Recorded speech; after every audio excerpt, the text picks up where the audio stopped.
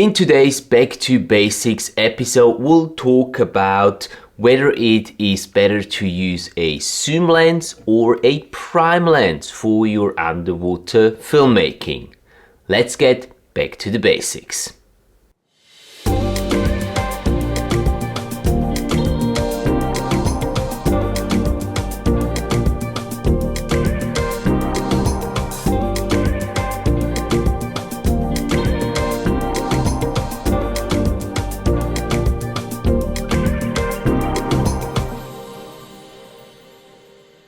Hi and welcome back to the Underwater Filmmaking School and today's Back to Basics episode. Now, just recently a student of mine asked me whether he should be investing in a zoom lens or a prime lens as he's buying a new underwater camera setup. And I thought this is actually a really good topic to bring it up here in the Back to Basics series and share my thoughts about this topic with all of you. So generally speaking, we have two different types of lenses that we can choose from. We've got our zoom lenses and we've got our prime lenses. Now the big main difference here and the most obvious difference is that with the zoom lenses, we get a variety of different focal length that we can shoot with this lens. And with the prime lens, we've only just got one focal length, which in this case, this is the Panasonic 25mm f1.7. So we've only got the focal range of 25mm when using this lens. And on the Panasonic Leica 12-60, which is actually my personal favorite lens in combination with the GH5 or the GH5S for filming underwater. Here you get a range from 12 to 60 millimeters that you can use this lens at. In full frame words, this is a 24 to 120 millimeter equivalent, which is quite a large range in my opinion. So let's have a look at the advantages, the benefits and the drawbacks of each of these types of lenses. Now let's look at the prime lens first. Comparing it to any zoom lens really, the prime lenses are generally speaking smaller and lighter than the zoom lenses, which is not a bad thing, particularly if you're traveling, if you want to keep your camera rig as small as possible. Having prime lenses in particular on Micro Four Thirds systems, they are going to be smaller than your zoom lenses. Another advantage of prime lenses compared to zoom lenses is that oftentimes with the prime lenses you will be able to open up the aperture wider. So this here, the Panasonic 25mm has a maximum aperture of 1.7, which is quite impressive.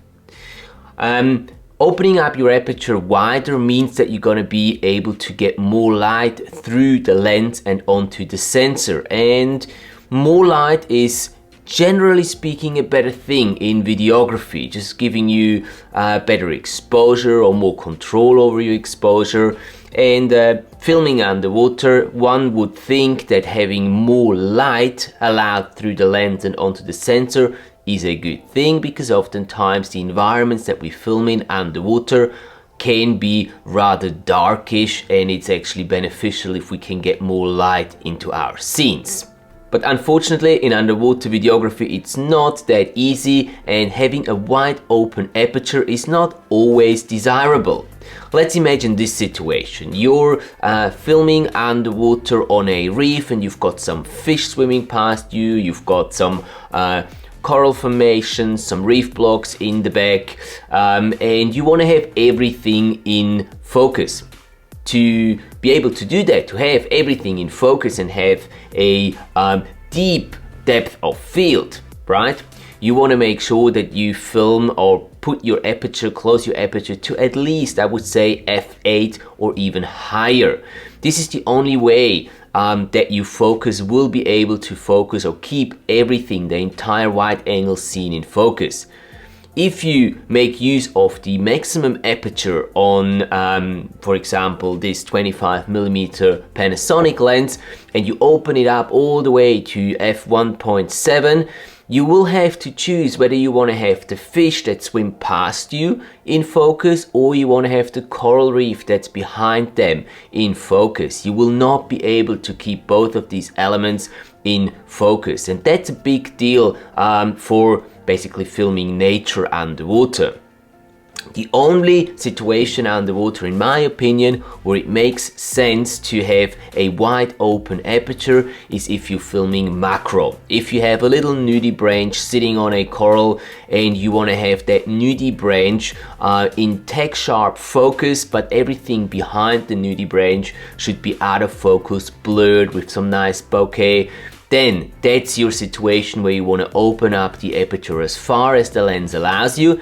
And this is also the only situation, in my opinion, where it is desirable to film with a lens that can actually open up the aperture to f1.7, f1.4, or even lower than that. Now moving on to the disadvantages. The biggest disadvantage with using fixed focal lenses or prime lenses is that you can't just simply zoom in on the lens and change your field of view or change your composition of the image that way.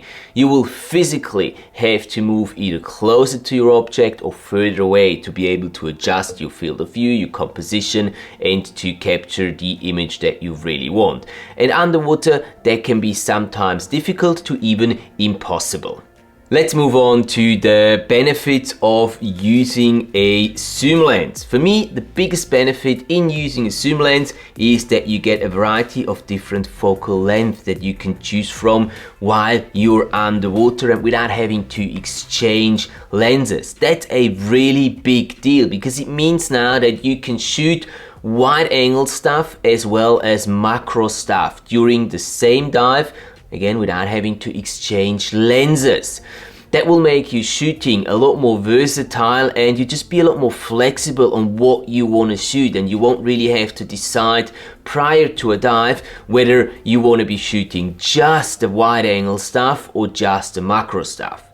Obviously this doesn't work with every zoom lens, but a zoom lens like this one here, this is the Panasonic Leica 12 to 60 millimeters or 24 to 120 equivalent when we talk in full frame terms. This has a really nice range, and this is, as I mentioned before, my absolute favorite lens to be used with my GH5 or GH5S setup. This is the lens that sits on my GH5 or GH5S inside my Nauticam housing for pretty much, I would say, 90 to 95% of the time. And then I've got a 100mm Canon macro lens that I use specifically if I know I'm going to be shooting just macro on the next dive and I really want to get those very close-up shots with the lens or of that little critter, then I'm using the specific macro lens. But for any other dive, I'm really happy with this lens, and that's the reason why I personally think that if you're in a position now or in a situation where you are thinking about getting a new lens for your underwater camera system, or you're upgrading to an underwater camera system that has exchangeable lenses, I would definitely go for a zoom lens much rather than for a prime lens. A zoom lens is going to be a lot more versatile. You will be able to use it in a lot more situations. It's going to be much easier to use, and you're just going to get more out of it without having to carry around a variety of different lenses, and on top of that also have to really think about which focal length you want to use for that specific dive. You don't really want to get into that. There's only, as I said, a couple of situations where I would use fixed focal length lenses underwater. One of them is if you're doing macro videography and you know you're only going to be shooting macro on a specific dive. And the other one is if you're doing cinematic work or fashion work underwater and you want to have that shallow depth of field even underwater, so that your subject, mainly a person, that you can really separate that from the background even when filming underwater. But that's really the only two situations I would consider fixed focal length lenses for filming underwater. In any other situation and for everyday use, I would definitely go with a zoom lens when picking out a lens for your underwater camera system. So that's it for today's video. Thank you very much for watching and for your time. Hopefully this video was useful to you and you got something out of it, and if that's the case, please do not forget to hit that like button and also consider subscribing so you're not missing out on any future content that will be uploaded here. As always, if there is any questions regarding the topic that we discussed today, please feel free to leave them down in the comment section below and I'll be more than happy to get back to you as quickly as I can. If you've missed any of the past Back to Basics episodes, you can check them out here. And other than that, there is not much more for me to say than have a great week, enjoy capturing your underwater adventures, and I will see you next week.